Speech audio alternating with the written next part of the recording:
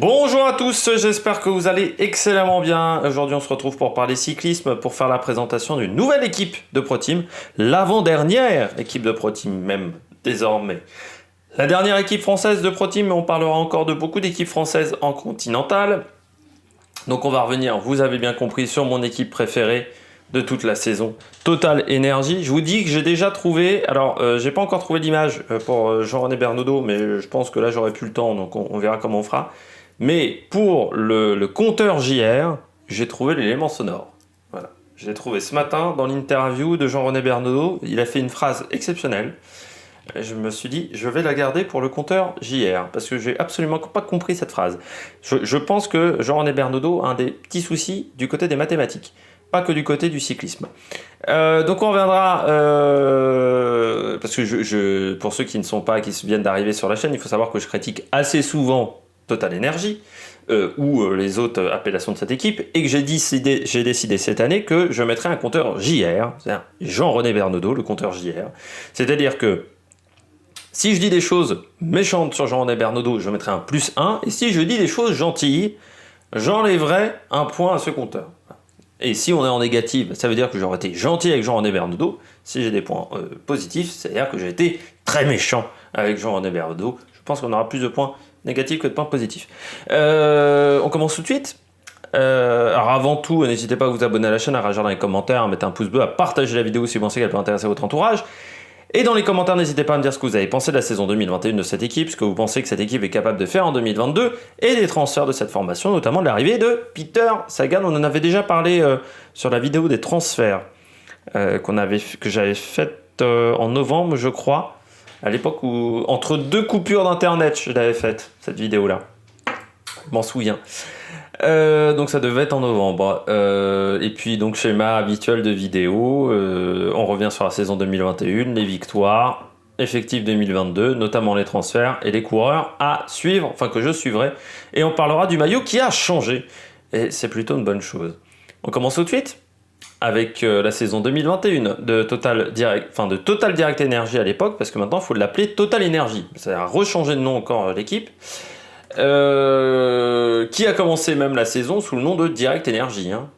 C'était Total Direct Energy en début de saison pour se transformer en Team Total Energy. Et à la fin, c'est Total Energy tout court. Ah, n'y plus rien pour comprendre à cette affaire-là. Du côté du classement en nombre de victoires, l'équipe française, que je la retrouve, Total Energy, voilà, ils ont fini 37e avec 6 victoires, c'est-à-dire moins que Riley, moins que Bike Exchange, moins qu'Intermarché, moins qu'Arkea, moins qu'AG2R, mais une de plus que Delco, à égalité avec BNB Hotel le nombre de victoires. C'est bien quand on a un budget où on a 3 à 4 millions de plus que BNB, et pourtant BNB, la saison n'est pas non plus parfaite. Du côté du classement, UCI Team Ranking, ils finissent 22e avec 3192 points. Ils sont 3e des classements des Pro Team, derrière Arkea et derrière Alpecin, mais assez loin derrière Arkea, et ce qui fait qu'ils ne sont pas invités sur les grands tours, ils ne sont invités que sur les classiques World Tour de la saison. Notamment le Liège et autres, où ils sont invités du fait d'être 3e, et ça s'est joué à 400 points par rapport à BNB, donc ça s'est pas joué à grand chose. La saison, je suis assez d'accord avec ce qu'a dit Jean-René Bernodeau dans son interview, j'ai regardé son interview ce matin, on est le 19 janvier. J'ai trouvé vraiment qu'il y avait un peu de lucidité quand même sur la saison 2021 en disant on n'a pas réussi à finir ce qu'on avait entamé. Je trouve que la saison démarre plutôt bien, notamment avec Anthony Turgis. Et puis une fois passé la période des classiques, ça a été plus compliqué. Alors il y a Pierre Latour sur le Tour de France, mais bon, Pierre Latour sur le Tour de France, il y a eu quand même des attaques à contre-temps. De toute façon, Pierre Latour sur la saison, alors il est sympathique, Pierre Latour, ça je dis pas, mais le problème c'est que en cours, je sais pas, il débranche le cerveau, ou je sais pas ce qui se passe dans sa tête, mais il a attaqué à chaque fois à contre-temps, donc ça peut pas être efficace. À un moment, c'est bien d'attaquer, mais il faut être intelligent dans ses attaques. Si vous attaquez à 100 bandes de l'arrivée comme un dératé, ça n'a aucun intérêt. Il me fait penser un peu à Marc Soler, dans la gestion de l'effort, Pierre Latour. en passant. Pas dans le coup de pédale, parce que le coup de pédale de Pierre Latour, c'est quand même quelque chose. Mais je pense que beaucoup de kinés et de mecs qui font... qui étudient et qui font des études posturales doivent se tirer une balle à chaque fois qu'ils voient Pierre Latour ou Vance Venante faire du vélo. Même ou les mecs qui ont des cadres d'un mètre pour enfants d'un mètre 10, parce que c'est la nouvelle mode, ça aussi, d'avoir des cadres tout petits. Je suis pas sûr que ça soit intéressant pour les carrières longues du côté du cyclisme. On dit toujours que le confort, ça nuit à la performance, mais à un moment, avoir du confort, ça permet aussi d'avoir des longues carrières. Si tous les 5 ans, tu es obligé de renouveler l'intégralité de ton effectif, je suis pas sûr que ça soit intéressant au niveau argent et pour les sponsors, mais bon. Mais on revient donc à Total Energy. Oui, bah après sur les grands tours, ils ont été très discrets sur le Tour de France, vu qu'ils ont fait que le Tour de France, sur les grands tours. Ils ont fait que le Tour de France. Et puis le bilan est quand même mitigé en fin de saison au niveau des victoires, parce qu'il y a très peu de victoires. Il n'y a que 6 victoires pour un effectif où il y a de l'argent. C'est pas grand chose. Et puis, moi, ce qui me pose toujours problème, c'est cette équipe, ce staff technique, où je trouve qu'on a déjà un Jean-René Bernaudot qui, j'ai l'impression, ne gère plus grand-chose dans l'équipe. C'est-à-dire qu'avant, on le voyait tout le temps, Jean-René Bernaudot. Là, j'ai l'impression que Jean-René Bernaudot, tu le vois au Tour de France, et puis voilà, quoi. Sur 2-3 courses dans l'année, et après, il gère tout ça depuis les Essarts. Bon, assez surpris quand t'es manager général. Je pense que tu dois être quand même présent sur sur beaucoup de courses. Et là, il est très peu présent, je trouve. On a un Benoît Genosot, qui pour moi a un peu un charisme de moule quand même. Donc pour motiver les troupes, c'est pas terrible. Dominique Arnoux, il y a quand même de l'expérience, mais un bon coureur fait pas toujours un bon manager. Lydian Le Breton, pas convaincu non plus. Thibaut Masset, qu'on voit. En plus, c'est bien parce qu'on les voit beaucoup dans les vidéos, donc on voit comment ça marche. Moi, très clairement, si j'étais coureur dans cette équipe-là, mais je me dis que tu prends même un footeux où il motive absolument pas sur les grosses courses. C'est incroyable, quoi. Ça me surprend toujours, quoi, de voir cet effectif-là. Alors, on nous a dit l'avantage quand même de l'arrivée de Peter Sagan, c'est qu'il arrive avec Specialized déjà au niveau des vélos, mais aussi avec énormément de staff technique autour de lui qui intègre l'équipe Total Energy. Je me dis ça va pas faire de mal au staff de Total Energy. Parce que il y a quand même le staff est quand même pas incroyable. Surtout que j'ai oublié de dire également sur les victoires cette année de cette équipe, c'est que les victoires, il y a quand même 3 victoires sur le Tour du Rwanda. Hein. Quand même pas la course du siècle au niveau des victoires. Donc non, ça a manqué de grands résultats, sauf Turgis, je dirais, un peu Pierre Latour. Je pense qu'on n'a pas aussi assez fait confiance à certains coureurs. Je pense à Nicolas Bonifacio, je trouve qu'on lui fait pas assez confiance. Moi, la question que je me pose, c'est bien d'amener Peter Sagan. Après, la question, c'est que si tu as toujours un staff qui est incompétent ou qui ne sait pas faire un train, ça va commencer à être compliqué quand même. Et puis, quelle est la motivation de Peter Sagan ? Parce que la saison 2020 T1, la saison 2020 et la saison 2021 de Peter Sagan, pour moi, n'ont pas été incroyables. Donc, on va voir ce que ça va donner. On passe aux victoires pour cet effectif, donc au nombre de 6. Je commence avec la première, c'était la Classica Comunitat Valenciana 1969 pour Lorenzo Manzin. C'était au mois de janvier, le 24 janvier. Puis ensuite le Tour des Asturies, le 5 février pour Pierre Latour, l'étape numéro 3. On va ensuite sur le Tour du Rwanda avec Valentin Ferron qui remporte l'étape 4, le classement général et l'étape 8 pour Christian Rodriguez, et puis Nicolas Bonifacio, le Grote Praille, Jeff Scheren, Random Leuven. Et il y a également un coureur qui avait remporté, alors je ne sais pas s'il est non effectif cette année aussi, il était stagiaire la saison dernière, Thomas Bonnet, qui avait remporté l'étape 6 du Tour cycliste international de Guadeloupe. C'est quand même pas foufou au niveau des résultats, vous voyez, au niveau des victoires, le Tour du Rwanda, je dis toujours, mais c'est une course marquée comme professionnelle, sauf que vous avez la moitié des coureurs qui sont amateurs et qui ont des vélos prêtés par d'autres équipes, quoi. Donc c'est quand même ce niveau-là, le Tour du Rwanda. C'est assez bucolique, mais bon, ça fait des belles vacances, je dirais, pour les coureurs, mais c'est pas forcément la course de l'année quand même, hein. On passe au transfert. Du côté des transferts de cette équipe, je commence avec les arrivées, et puis on regardera également les départs. Parmi les arrivées, vous avez Peter Sagan, donc, qui vient avec Danielos, Masej Bodnar, Juraj Sagan. donc toute la clique autour de Peter Sagan. Ce que j'en pense, moi, enfin je l'ai déjà dit plein de fois, mais vous pouvez revoir notamment la vidéo sur le mercato. Moi j'aurais aimé qu'ils se mettent un peu plus en danger, c'est-à-dire qu'ils viennent seuls. Là je trouve qu'il vient quand même dans une position de confort, avec en plus la marque de vélo. Ça va être compliqué quand même pour Jean-René Bernodeau de critiquer Sagan sur la saison, quand tu vois avec les moyens qu'il vient. C'est-à-dire que ça me semble compliqué quand même. Il vient avec tout l'univers Specialized. Enfin, quand tu vois les vidéos qu'on fait, il y a eu 2 vidéos, l'un sur le stage de décembre, l'un sur la pré-saison en Espagne du côté de Calpe. Enfin, le travail, vraiment tout ce qu'amène Specialized pour Peter Sagan, ça va être dur quand même de critiquer après derrière. Hein. Parce que bon, Villiers, il faisait pas ça avec les vélos. Donc, faut bien le comprendre. Il y a aussi également l'arrivée d'Alan Joussaume et de Sandy Dujardin qui viennent eux des rangs junior amateur. Du côté des départs, eh bien, nous avons beaucoup de départs à la retraite. Damien Godin, Romain Sicard, parce que bon, Romain Sicard c'était au cours de l'année, Jérôme Cousin, Leonardo Bonifacio et Marlon Gaillard qui prennent leur retraite. Marlon Gaillard, ça fait partie des coureurs qu'on emmène du côté des World Tour alors qu'ils n'ont pas de grands résultats du côté des juniors ou des rangs amateurs, et j'ai toujours trouvé ça complètement con. Et chez Total Energy, Europcar, Total Direct Energy également, il y a toujours eu ça. Et ça a toujours entraîné les mêmes conséquences. Florian Mette, pour l'instant, n'a toujours pas trouvé de point de chute, ce qui commence à être inquiétant quand on est le 19 janvier. Et puis Adrien Petit, lui, rejoint Intermarché, Monti, Gobert, Matériaux. Bon choix pour Adrien Petit, car on ne l'utilisait pas à bon escient du côté de cette formation. On passe à l'effectif 2022. Bon, arrivée de Peter Sagan et donc de sa clique, ce qui ne rajeunit absolument pas l'effectif, c'est-à-dire que c'est l'un des effectifs les plus âgés du peloton. Alors des fois c'est bien d'être âgé, il y a de l'expérience, mais bon, Topstra 37 ans, Bonnard 36, Simon 36, Delaparté 35, avec encore 3 ans de contrat je crois, Danielos 35, Boasson-Hagen 34, Geoffrey Soupe 33, Alexandre Geniès 33 qui prend sa retraite à la fin de saison, Alexis Vuillarmoz 33, Juraj Sagan 33, Peter Sagan 31, Cabot 30 ans.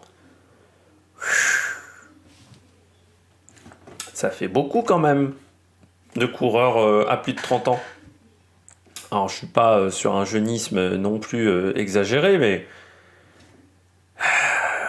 il y a un moment, tu sais que dans ton effectif, tu as des coureurs qui vont perdre de niveau au fur et à mesure des mois. C'est quand même inquiétant.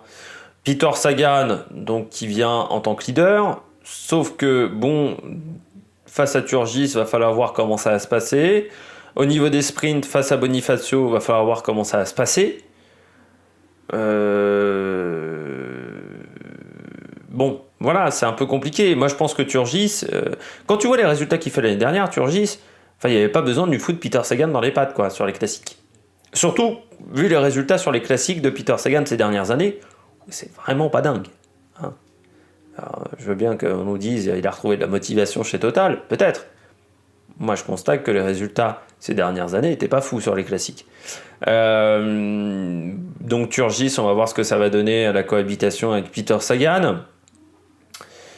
Pierre Latour, faudra voir aussi Pierre Latour sur le Tour de France. Il y aura Sagan, donc est-ce qu'il aura des équipiers avec lui ? Pas sûr. On nous a dit que... Alors c'est Jean-René qui a parlé de Pierre Latour. Je l'appelle Jean-René maintenant, on est intime. Qui a indiqué qu'il faisait un travail avec notamment un travail psychologique. Parce que c'est vrai que sur les descentes, je me souviens sur le Tour de Suisse, c'était catastrophique. Catastrophique, donc là, il y a un travail psychologique. Notamment, Thibaut Pinot avait fait ça. Il avait notamment conduit des voitures sur circuit pour l'appréhension de la vitesse. Ça peut marcher, ça marche donc souvent.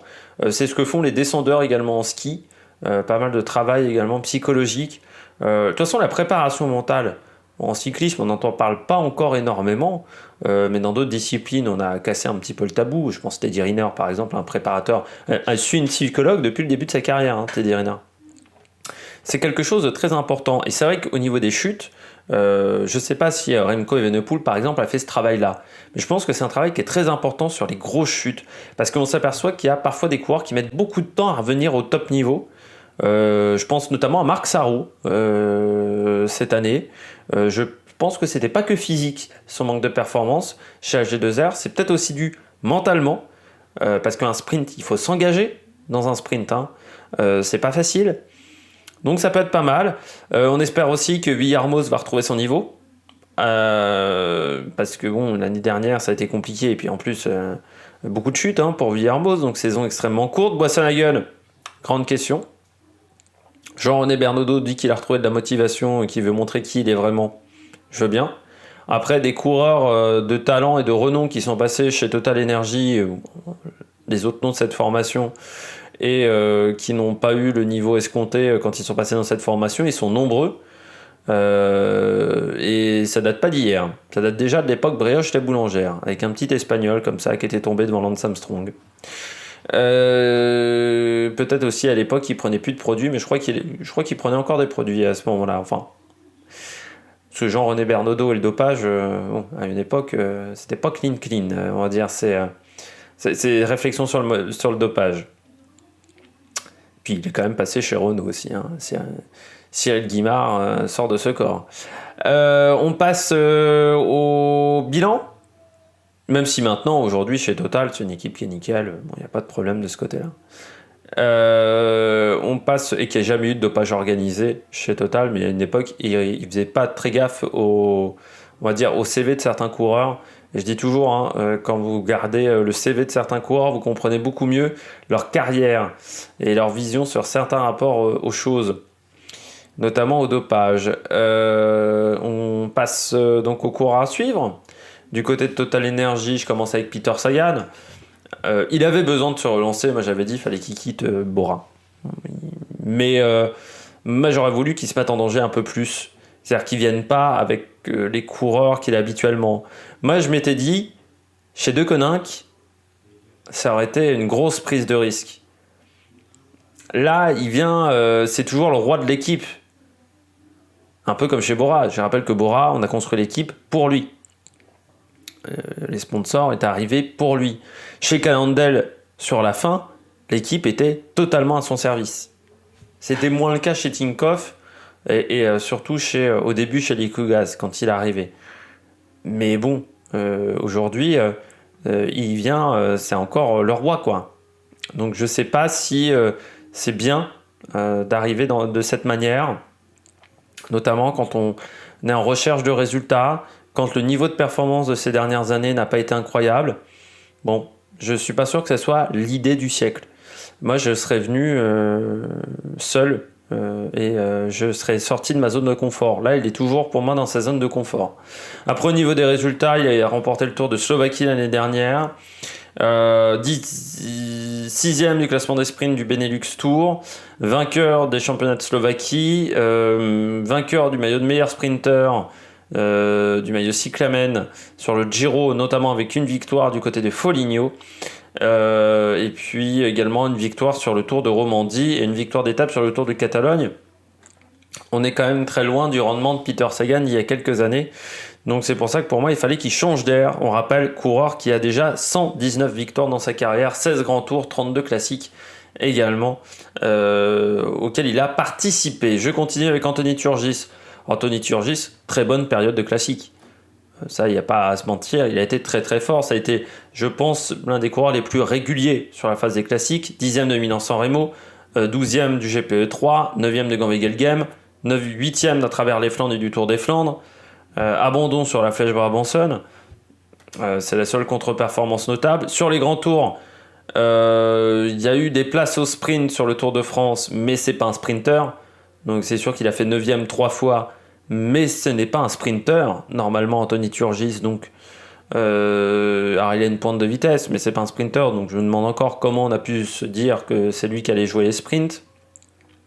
Sur le Tour de Poitou-Charentes, il fait 4e à Ruffec, 5e du général, et puis voilà, il finit 13e de Paris-Roubaix, 16e de Paris-Tours, donc plutôt une saison complète. Ça manque peut-être d'un top 5 dans sa saison, hein. C'est là où c'est dommage. C'est sur le Kurn, voilà, où il fait deuxième, Mais j'aurais bien voulu en voir une deuxième fois un top 5 sur sa saison. Voilà, il lui manque une victoire aussi, mais à Kuurne, il fait deuxième derrière Pedersen, pas très loin de Pedersen. Mais voilà, sur une autre course, j'aurais bien aimé sur une classique, un top 5, un autre top 5. Voilà, mais après, bon, c'est un coureur qui aujourd'hui est très fort, très performant. Dernière année de contrat chez Total. Hein, donc si chez Total on l'utilise mal, ça peut donner des idées à d'autres équipes. C'est un coureur de toute manière qui sera courtisé cette année. Hein. Ça faut pas se mentir. Si Total n'annonce pas qu'il est renouvelé extrêmement tôt, il sera courtisé. Mais ça dépendra surtout de comment ça se passe, je pense, avec Sagan. Et là, je suis un petit peu inquiet parce que pour moi, Sagan, on dit toujours, moi je dis toujours, c'est tout pour lui, rien pour les autres hein, dans les effectifs, que ça soit chez Bora, chez Tinkoff, et Cannondale, c'était lui, et puis les autres, ils se contentaient des miettes dans l'effectif. Donc c'est pas toujours facile à vivre. Alexandre Geniez, qui va prendre sa retraite, vainqueur quand même de 3 étapes sur la Vuelta, et 9ème d'un Giro aussi. Jamais été très bon sur le Tour de France. Par contre. Qui finit sur une bonne note. L'année a pas été très bonne, à part mon trophée au Matteotti où il fait 11ème. Je pense que c'est un coureur qui a quand même pas mal perdu sa motivation. Les quelques fois où on l'a vu dans les vidéos de l'équipe Total Energy, j'avais l'impression d'un coureur qui avait pas mal perdu sa motivation. C'est dommage parce que c'est un coureur qui a quand même eu des bons résultats, passé par Skill Shimano, Argos, FDJ, AG2R. Tu sais, quand on parlait que DSM formait, ils ont toujours formé DSM, hein, des jeunes coureurs. Parce que je rappelle que le Skill Shimano, c'est l'ancêtre de DSM hein, et de Sunweb. C'est une histoire d'équipe qui a été longue. Bon, voilà, dommage pour lui. C'est dommage qu'il n'y ait pas eu sur le Tour de France un grand résultat parce que c'est un très bon coureur français. Des années 2010, mais comme il n'a pas été très performant sur le Tour de France, il est assez méconnu, je trouve, par le grand public, alors qu'il a quand même un beau palmarès au niveau vainqueur des 3 Val d'Ivarézine aussi, hein, faut quand même le dire. Donc il a un beau palmarès. Après, ça fait depuis 1 an ou 2 ans que il n'y a pas de grands résultats. Depuis 2019, il n'y a pas eu de grands résultats, comme s'il avait perdu sa motivation. Ce qui me semble surprenant, mais parfois c'est compliqué, donc c'est dommage. Pierre Latour, 28 ans. Pierrot, vainqueur d'une étape sur la Vuelta en 2016. La saison n'est pas catastrophique pour Pierre Latour. Mais les objectifs de départ n'étaient pas ceux-là. Alors, l'objectif de départ, c'était de faire un top 10 sur le Tour de France. Cet objectif-là, il n'est pas rempli. Alors après, il s'est montré sur le Tour de France, mais au final, en résultat comptable, il n'y a rien.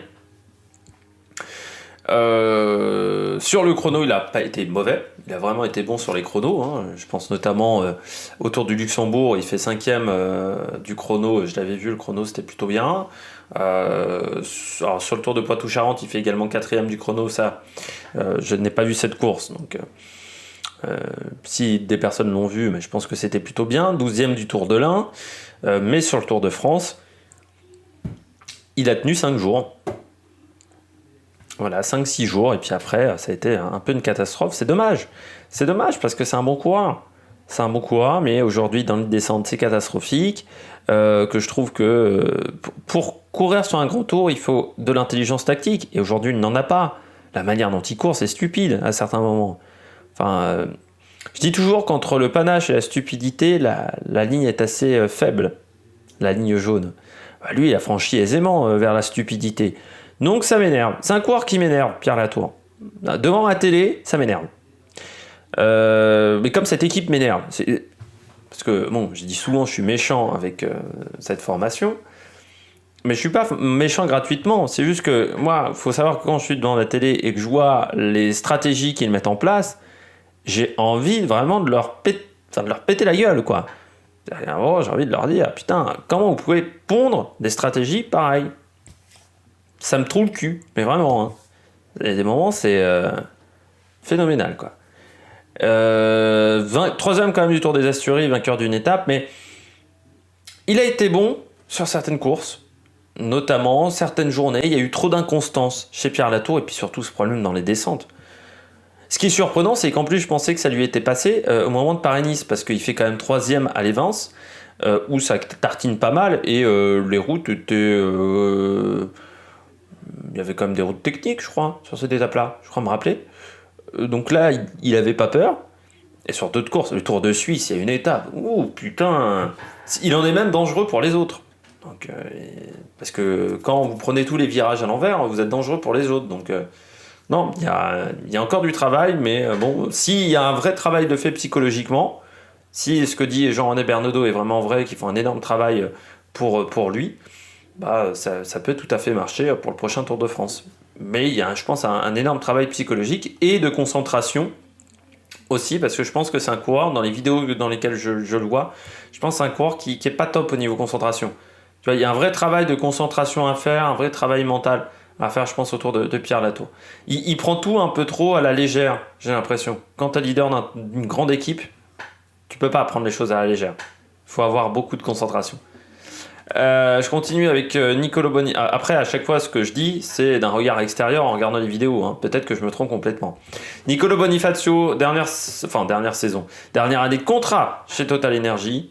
Moi, je trouve qu'on lui a jamais fait assez confiance. Moi, je serais Nicolo Bonifacio, je changerais d'équipe. Je pense que Eolo Cometa, on sait que Cofidis était sur les rangs pour Bonifacio. Moi, je continuerai pas avec Total Energy. Déjà, parce qu'il va y avoir Sagan, donc ça m'étonnerait qu'il puisse faire le Tour de France, par exemple, Bonifacio.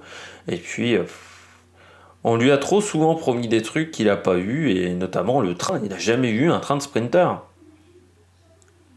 Bonifacio avec un train, parce que déjà, il a quand même réussi à obtenir des bons résultats, notamment sa victoire sur Paris-Nice. Il se démerde quand même vraiment seul sur la victoire sur Paris-Nice. C'est un sprinter qui est habile. Mais aujourd'hui, dans le monde du sprint moderne, tu peux pas faire sans un train de sprinter. Donc, je comprends pas pourquoi chez Total, on ne lui a toujours pas donné ça. Mais comme, et pourtant, tu as Adrien Petit, l'année dernière, tu avais Adrien Petit, tu as des bons rouleurs dans cette formation, même Boissonnagan. Mais bon, c'est pas possible de faire de cette manière. Donc, c'est pour ça que je suis déçu de ce qu'on lui fait, parce que quand tu es 3e de Paris-Bourges, 9e de la Coppa Bernocchi, 5e du Grand Championship Van Vlanderen, 2e de Egmond Cycling Race, 4e de la première étape du Tour de l'Ain, 7e des boucles de la Mayenne, 2e de l'étape 2 à Évron. Enfin voilà, quoi, il y a quand même des résultats, mais comme on lui donne jamais de train, il peut pas être bon, il peut pas être performant. Donc il y a un moment, il faut donner lui un putain de train. Il pourra vous enchaîner les victoires, Bonifacio. Bon. J'ai l'impression qu'on n'a toujours pas compris. Puis je termine avec Alexis Villermoz. Première année chez Total, très compliqué. Hein. Il a multiplié les chutes. Très peu couru au final. Hein, parce que sa saison est extrêmement courte. Avec sa chute à Paris-Nice, puis sa chute au Tour de Suisse. Donc à part le Tour du Rwanda et le Tour du Finistère, ça a été compliqué. Il finit quand même 13e des boucles de l'Aune. Bon, bah, on espère qu'il sera en capacité de faire une saison complète, mais beaucoup de chutes. C'est pas le mec le plus à l'aise sur un vélo. C'est dommage parce que, bon, super puncher, mais ça fait quand même depuis, je dirais là aussi, hein, un peu comme Geniès, ça fait depuis 2019 où il n'y a pas de grands résultats, donc bah, ça serait bien qu'il revienne au top niveau, quoi. Parce que moi, c'est un coureur que je trouve vraiment bon, et très bon puncher. Bon, aujourd'hui, il a complètement disparu des radars, donc déjà pas de chute pour l'année prochaine. C'est tout ce qu'on peut lui souhaiter. Je termine avec le maillot. Alors, là, des progrès quand même dans ce maillot. Direct Energy avec le short bleu en plus, c'est pas mal ça. Parce qu'il y a il n'y a pas d'équipe qui ont le short bleu, très peu de formation. Il faut dire que l'année dernière, le maillot était dégueulasse. C'est-à-dire quand ils ont décidé de se lancer sous le nom Total Energy, avec le short rouge, j'avais rien qui allait. Là, il y avait trop de couleurs, c'était le bordel. Là, le maillot est bien meilleur. Après, bon, le maillot de champion de Slovaquie de Peter Sagan, ça me rappelle l'époque de la Movistar. C'est-à-dire que, en plus, je crois que Jean-René Bernaudot faisait partie des gens qui critiquaient le fait de laisser les sponsors en gros par rapport au maillot de champion de France. Aller loin à l'époque de Thomas Vauclair et de Didier Rousse avec leur maillot de champion de France. Hein. Ah bah là, c'est le minimum syndical hein, au niveau du bandeau de champion de Slovaquie. Hein. C'est un peu dommage, je trouve. Donc voilà, j'espère que vous avez aimé cette vidéo. N'hésitez pas à réagir dans les commentaires, à mettre un pouce bleu, à partager la vidéo, notamment sur les réseaux sociaux. Nous, on se retrouve pour une dernière vidéo Pro Team, mais il y aura également encore les Continentales. On se retrouve donc pour parler de Uno X. Allez, ciao ciao sur l'Amérique Production.